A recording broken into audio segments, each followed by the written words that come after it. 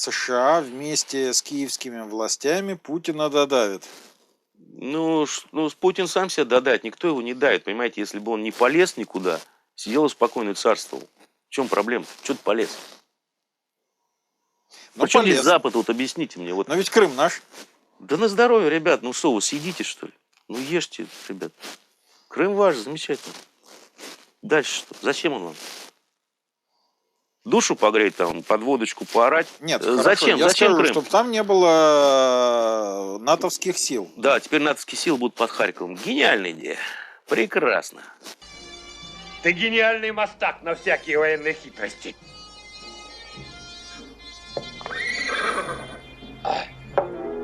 Я готов. Украина была внеблоковой страной, теперь они от этого избавляются.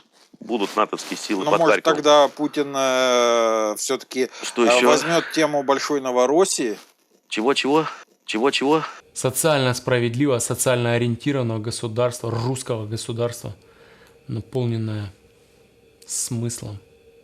Не давайте народу думать, давайте ему газету, скажем, вот так будет все, будет вот так. И пусть они читают. Вот тут хорошая статья, 6-я колонна, она объясняет, почему Путин действует так, а почему он не вводит так. А потому что вот такой у него расклад. Вот вы должны пропагандой заниматься, а не всякой херней, извините меня за выражение.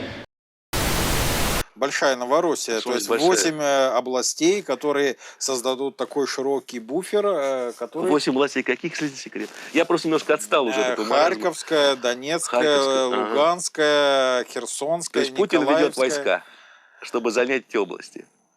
Ну, я не знаю, что он ведет. Ну, а тогда как он будет все это делать? Ну, по Донецким аэропортам там хорошо и ВДВ, и спецназ ГРУ перемололи. При любом раскладе аэропорт наш. Украинскую армию это не устраивает. Ну, вот посмотрел видео товарища Гиви, товарища Моторолы, они тут все контролируют. Везде у них тут трупы укропов лежат, воняют. Это все неправда. Никто здесь не лежит и не воняет. Здесь только убитые тела боевиков, их группировок. Вот. Парни, вот обращаюсь к вам. Сколько вы еще будете ложить здесь своих людей? Сколько? Человек 500 положили уже здесь. Потери в войсках ВДВ. Ты придерживаешься мнения, что там были российские войска, а не ополченцы? Нет, там зеленые человечки воевали. Там воевали зеленые человечки с Марса. Ребята, кто с России? Все здесь с России. Практически. Создана ситуация, когда русские убивают украинцев, украинцы русских, а немцы их мирят. Вот ситуация создана. Молодцы. Остается поаплодировать нашим великим лидерам русского мира. Молодцы. То, о чем говорил Бисмарк. Да? Что русских невозможно победить, если не отобрать, если не разделить их с украинцами. Разделили, сделали, молодцы. Зачем? И все это патриотическое, быдло бегает и хлопает в ладоши. Вы хоть задумайтесь, идиоты, что произошло. На секундочку. Не могут. Вот как глушит мысли. России, всем привет, мама, папа, люблю. Дочку тоже сильно люблю, скоро буду. Погоня! Смайлик сняли? Асталуэко. Я здесь защищаю людей, которые пострадали, блядь, от ваших вот этих всех моментов. Вы забираете у людей машины, забираете у них деньги, забираете у них бизнес. А там, где совсем туго, вы забираете у них жратву. Это сейчас просто тут в Донецке все вот эти дебилы ходят, которые парады проводят и плюют в людей, да, привязывают их к столбам. Они еще не ощутили, как в остальных селах там людям нечего жрать. Они дерутся за помидорку и за кусочек хлеба. И это все ваша республика, вот эта дурацкая. И пенсии вы требуете от Украины какие-то. Отойдите отсюда, спокойно, живьем, блядь. Отойдите, чтобы вы отсюда вас не увозили. Точно так же русские военные, русские офицеры, русские солдаты. Вообще без цели, просто приезжаете, просто вас здесь убивают, и просто вас где-то закапывают. Понимаете, есть YouTube, есть ролики, есть фотографии, есть спутниковые снимки. Можно, конечно, быть Лавровым и говорить, что у нас там нет, но вот уже стали признавать, что есть. Можно заблудиться на 100 километров, да? Ну, бывает, у нас армия такая. Но я не думаю, что все-таки регулярные части участвуют. Ну, отдельные люди, да, я Ну, вполне отдельные люди, допускаю. типа, они в отпуск уезжают на своих танках, да? Ну, я поеду отдохнуть на Украину на танке. Ну, как украинская армия оставляет технику, это мы тоже в Ютубе видели. Ну, дело в том, что эта техника, которую у хохлов не было в принципе, оставляется. Например? Модификации Т-72, ПЗРК.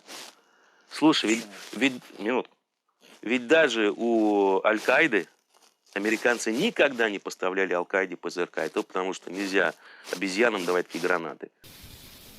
Давай!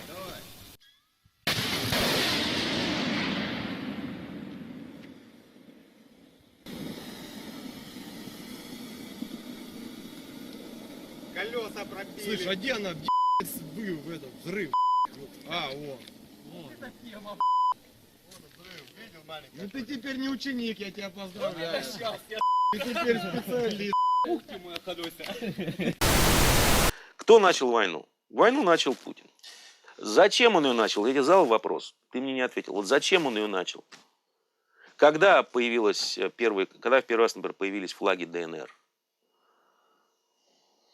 Ну, вспоминай. Когда Ну, вспоминай. гражданская война в США Нет, 13, да. Ну, этот вот, черно-бело-синий-красный какой-то, с цыпленком табака, который. Когда? Вот первый раз я фотографию видел. 13-й год, Валдай. Валдайский форум, 13-й год. Поэтому все это готовилось заранее. И все эти сказки про фашизм, они тоже уже заранее все это было подготовлено и уже опробовано.